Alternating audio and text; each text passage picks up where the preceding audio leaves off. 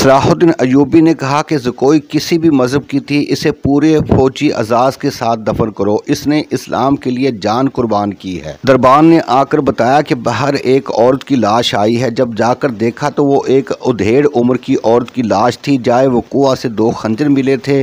اس عورت کو کوئی نہیں پہچانتا تھا، یہ ناجی کے حرم کی ملازمہ تھی جس نے انعام کے لالچ میں زکوئی پر قاتلانہ حملہ کیا تھا۔ رات کو ہی زکوئی کو فوجی اعزاز کے ساتھ دفن کر دیا گیا اور ملازمہ کی لاش گڑھا کھود کر دفنا دی گئی۔ دونوں کو خفیہ طریقے سے دفنایا گیا۔ انہیں جب دفنایا جا رہا تھا تو صلاح الدین ایوبی نے نہایت اعلیٰ نسل کے 8 جوان گھوڑے منگوائے اور 8 بہترین سوار منتخب کر کے انہیں علی بن سفیان کی کمان میں ناجی کے ان 2 آدمیوں کے پیچھے دوڑا دیا جو ناجی کا پیغام لے کر جا رہے تھے۔ زکوئی کون تھی؟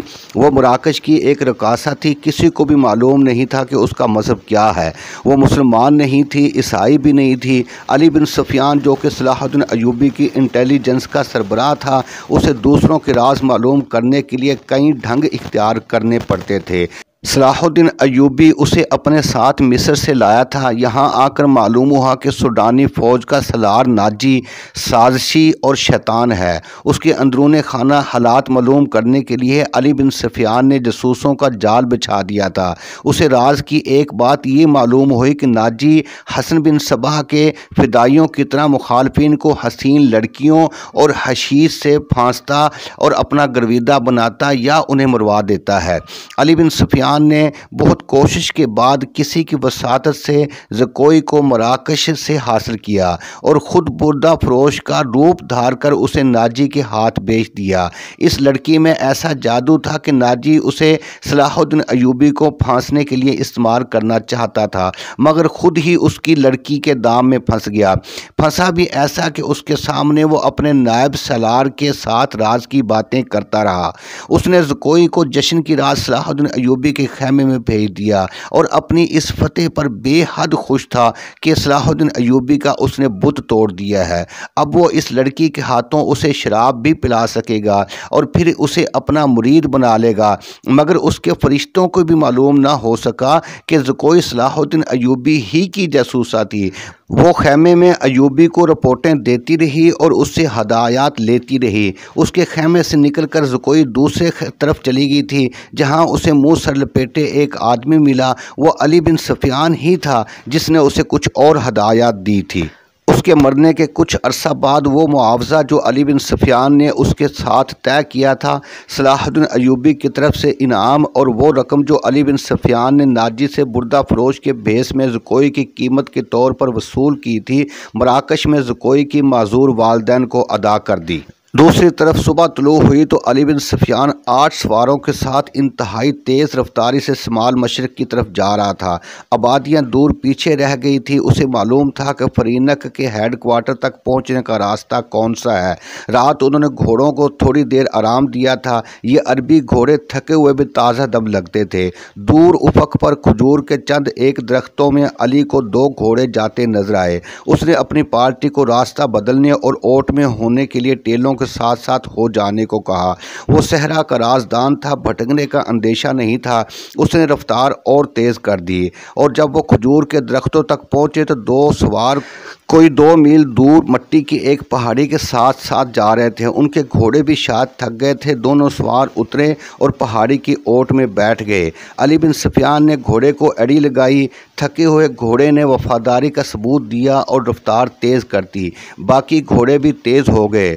پھر تھوڑی سی اور بھاگ دوڑ کے بعد وہ دونوں گھیرے میں آ گئے اور انہوں نے ہتھیار ڈال دیے۔ انہوں نے جھوٹ بولا، اپنے آپ کو تاجر کہا، لیکن تلاشی لی تو پیغام مل گیا جو ناجی نے انہیں دیا تھا۔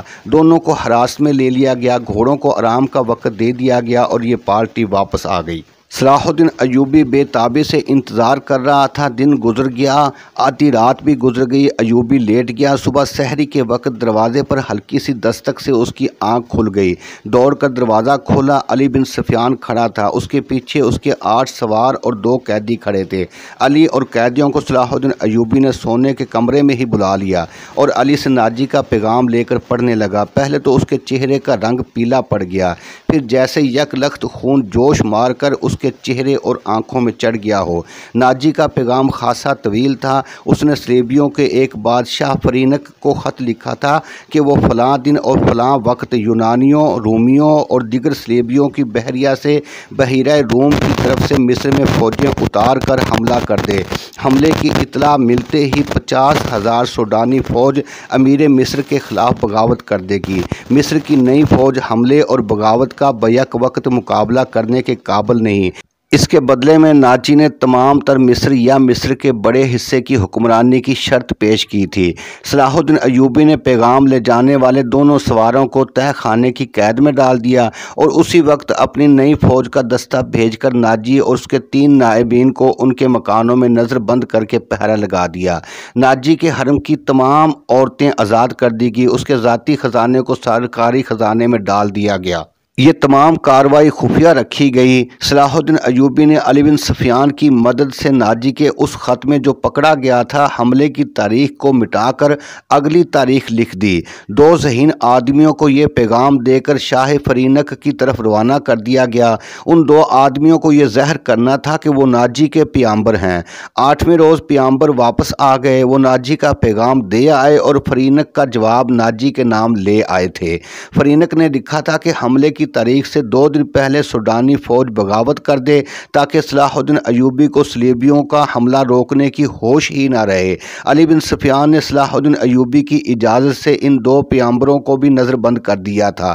یہ باعزت نظر بندی تھی جس میں ان دونوں کے آرام اور بہترین خوراک وغیرہ کا خصوصی انتظام کیا گیا تھا۔ یہ ایک احتیاطی تدبیر تھی تاکہ یہ راز فاش نہ ہو جائے۔ صلاح الدین ایوبی نے بحیرہ روم کے ساحل پر ان مقامات پر اپنی فوج کو چھپا دیا جہاں صلیبیوں کی بحریہ کو لنگر انداز ہونا اور فوجیں اتارنا تھی۔ اس نے ان مقامات سے دور اپنی بحریہ بھی چھپا دی تھی۔ حملے میں ابھی کچھ دن باقی تھے۔ ایک مورخ سراج الدین، دوسرے مورخ ہیتاچی اور تیسرے مورخ لین پول، تینوں نے صلیبیوں کی بحریہ کے اعداد و شمار ایک ہی جیسے لکھے ہیں۔ وہ لکھتے ہیں کہ خط میں دی ہوئی تاریخ کے عین مطابق صلیبیوں کی بحریہ جس میں فرینک کی، یونان کی، رومیوں کی اور سسلی کی بحریہ شامل تھی، متحدہ کمان میں بحیرہ روم میں نمودار ہوئی۔ مورخوں کے اعداد و شمار کے مطابق جنگی جہازوں کی تعداد 150 تھی۔ اس کے علاوہ 12 جنگی جہاز بہت بڑے تھے۔ ان میں مصر میں اتارنے کے لیے فوج تھی۔ اس فوج کا صلیبی کمانڈر ایملرک تھا۔ جن بادبانی کشتیوں میں رسد تھی ان کی تعداد کا صحیح اندازہ نہیں کیا جا سکتا۔ جہاز قطاروں میں آ رہے تھے۔ صلاح الدین ایوبی نے دفاع کی کمان اپنے پاس رکھی۔ اس نے صلیبیوں کی بحریہ کو ساحل کے قریب آنے دیا۔ سب سے پہلے بڑے جہاز لنگر انداز ہوئے۔ اچانک ان پر آگ برسنے لگی۔ یہ منجنیقوں سے پھینکی ہوئی مشعلیں تھیں اور آگ کے گولے اور ایسے تیر بھی تھے جن کے پچھلے حصے جلتی ہوئی مشعلوں کی مانند تھے۔ مسلمانوں کی برسائی ہوئی اس آگ نے جہازوں اور کشتیوں کے بادبانوں کو آگ لگا دی۔ جہاز لکڑی کے بنے ہوئے تھے، فوراً جل اٹھے۔ ادھر سے مسلمانوں کے چھپے ہوئے جہاز آ گئے، انہوں نے بھی آگ ہی برسائی۔ یوں معلوم ہوتا تھا جیسے بحیرہ روم جل رہا ہو۔ صلیبیوں کے جہاز رخ موڑ کر ایک دوسرے سے ٹکرانے اور ایک دوسرے کو جلانے لگے۔ ان میں سے صلیبی فوج سمندر میں کود گئی۔ ان میں سے جو سپاہی ساحل کی طرف آئے وہ صلاح الدین ایوبی کے تیر اندازوں کا نشانہ بنے۔ پیچھے سے نور الدین زنگی نے شاہ فرینک کی سلطنت پر حملہ کر دیا۔ فرینک نے اپنی فوج کو مصر میں داخل کرنے کے لیے خشکی کے ذریعے روانہ کر دیا تھا۔ فرینک صلیبیوں کی بحریہ کے ساتھ تھا۔ اسے اپنے ملک پر حملے کی اطلاع ملی تو بڑی مشکل سے جان بچا کر اپنے ملک میں پہنچا، مگر وہاں کی دنیا ہی بدل گئی تھی۔ بحیرہ روم میں صلیبیوں کا متحدہ بیڑا نظر آتش ہو گیا اور فوج جل کر اور ڈوب کر ختم ہو گئی۔ صلیبیوں کا ایک کمانڈر ایملرک بچ گیا۔ اس نے ہتھیار ڈال کر صلح کی درخواست کی جو بہت بڑی رقم کے عوض منظور کر لی گئی۔ یونانیوں اور سسلی والوں کے کچھ جہاز بچ گئے تھے۔ صلاح الدین ایوبی نے انہیں اپنے جہاز واپس لے جانے کی اجازت دے دی، مگر راستے میں ایسا طوفان آیا کہ تمام تر بچے کھچے جہاز غرق ہو گئے۔ 19 دسمبر 1169 کے روز صلیبیوں نے اپنی شکست پر دستخط کیے اور صلاح الدین ایوبی ایوبی کو بھاری تاوان ادا کیا۔ بہت سے مورخین اور ماہرین جنگ نے لکھا ہے کہ اس جنگ کی کامیابی اور فتح کا سہرا ایوبی کی انٹیلیجنس ایجنسی کے سربراہ علی بن سفیان اور زکاسہ زکوئی کے سر باندھا ہے۔ دعا ہے کہ اللہ تعالیٰ تمام مسلم حکمرانوں کو ایوبی جیسی غیرت عطا فرمائے۔ ناظرین، اگر ویڈیو اچھی لگی تو ہمارے چینل حوض کوثر کو ضرور سبسکرائب کریں، بیل کو بھی پریس کریں اور اپنی رائے کا بھی اظہار کریں۔ اللہ حافظ۔